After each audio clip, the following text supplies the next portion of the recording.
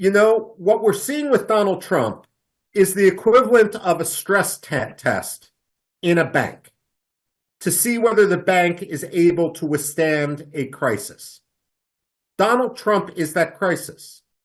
And it's a crisis solely of America's own making. There is no strategic logic for the United States embracing Pakistan. It should not be a major non-NATO ally. It should be designated a state sponsor of terrorism, period. And if Asim Munir comes to the United States, he should be arrested as opposed to honored. Much like Manuel Noriega was in Panama so many years ago. So the fact of the matter is, what we need is the quiet diplomacy behind the scenes.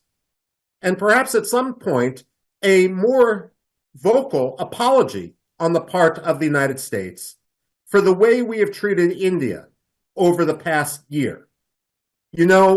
President Donald Trump doesn't like to apologize, but the interests of the United States, and I would argue that the interests of world democracies, are much more important than one man's ego, no matter how inflated it is. We also need to recognize that while India may be celebrating its relations with Russia once again, that the future of Russia is uncertain. The Russian population is in decline. The Russian economy is in decline. And when Vladimir Putin passes away, it's not clear what is going to happen to Russia. That means that China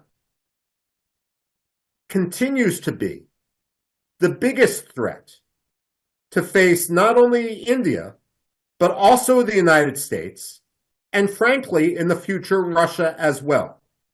And therefore, no matter what the dispute that we now see between the United States and Russia, between the United States and India, it's important that all those countries that are threatened by Russia, that all those countries that are threatened by China are able and willing to recognize that threat and not let China triumph by our own squabbling.